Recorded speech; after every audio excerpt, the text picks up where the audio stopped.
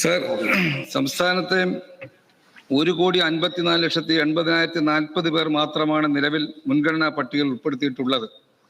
മുൻഗണനാ പട്ടികയിൽ ഉൾപ്പെടുത്തേണ്ടവരുടെ എണ്ണം വർദ്ധിപ്പിക്കണമെന്നാവശ്യപ്പെട്ട് 2 തവണ കേന്ദ്ര പൊതുവിതരണ വകുപ്പ് മന്ത്രിയെ കാണുകയും നിരവധി തവണ കത്തയക്കുകയും ചെയ്യുകയുണ്ടായി.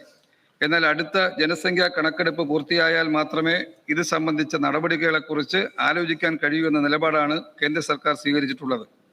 കേന്ദ്ര സർക്കാരിന്റെ വികലമായ നയസമീപനം കാരണം സംസ്ഥാനത്തെ അർഹരായ ലക്ഷക്കണക്കിന് ആൾക്കാർക്ക് അർഹമായ റേഷൻ വിഹിതം ലഭിക്കുന്നില്ല എന്നത് വസ്തുതയാണ്. അനർഹമായി മുൻഗണനാ കാർഡുകൾ കൈവശം വച്ചിരുന്ന 1,48,467 പേർ സ്വമേധയാ കാർഡുകൾ സറണ്ടർ ചെയ്യുകയുണ്ടായി. അതിനുശേഷമുള്ള വകുപ്പ് തല പരിശോധനകളിലൂടെ 67,738 മുൻഗണനാ കാർഡുകൾ കണ്ടെത്തിയിട്ടുണ്ട്.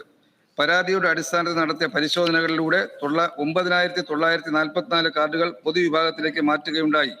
ഓപ്പറേഷൻ യെല്ലോ പദ്ധതിയിലൂടെ 17,596 മുൻഗണനാ കാർഡുകൾ പിടിച്ചെടുക്കുകയുണ്ടായി.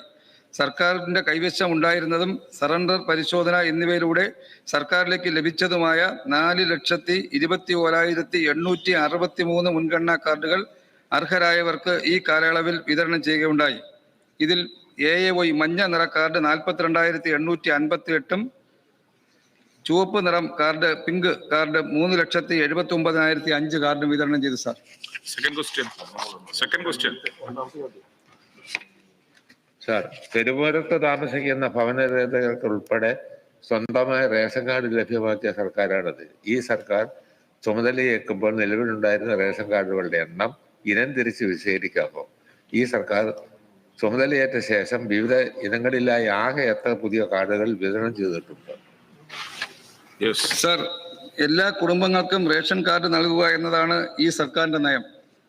തെരുവോരത്ത് താമസിക്കുന്നവർക്ക് ആധാർ കാർഡിന്റെ അടിസ്ഥാനത്തിലും വാടകയ്ക്ക് താമസിക്കുന്നവർക്ക് വാടകച്ചെട്ടിന്റെ അടിസ്ഥാനത്തിലും കാർഡുകൾ നൽകാൻ ഈ സർക്കാർ നടപടി സ്വീകരിച്ചു. ഈ സർക്കാർ ചുമതലയേറ്റ ശേഷം 4,59,409 പുതിയ റേഷൻ കാർഡുകൾ വിതരണം ചെയ്തു.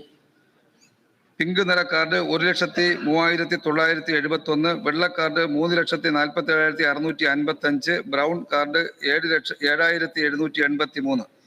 ഭിന്നശേഷിക്കാരായ കുട്ടികൾ ഉൾപ്പെടെ താമസിക്കുന്ന വെൽഫെയർ ഇൻസ്റ്റിറ്റ്യൂഷൻസുകൾക്കായി 7,774 കാർഡുകളും ഈ സർക്കാരിന്റെ കാലത്ത് വിതരണം ചെയ്തു. സാർ, ശ്രീ മുരളി പെരുന്നല്ലി. സർ, സംസ്ഥാനത്തോട് കേന്ദ്ര സർക്കാർ കാണിക്കുന്ന ക്രൂരമായ അവഗണനയുടെ ഭാഗമായി നമ്മുടെ പൊതുവിതരണ ശൃംഖലയിലും ഭക്ഷ്യ മേഖലയിലും കടുത്ത പ്രതിസന്ധി നിലനിൽക്കുകയാണ്. ഈ പ്രതിസന്ധിയുടെ ഭാഗമായി സംസ്ഥാനത്തെ മത്സ്യത്തൊഴിലാളികൾ, മണ്ണെണ്ണ മൊത്ത വ്യാപാരികൾ, അതുപോലെ റേഷൻ വ്യാപാരികൾ എന്നിവർ കടുത്ത പ്രതിസന്ധിയിലേക്ക് നീങ്ങിക്കൊണ്ടിരിക്കുകയാണ്.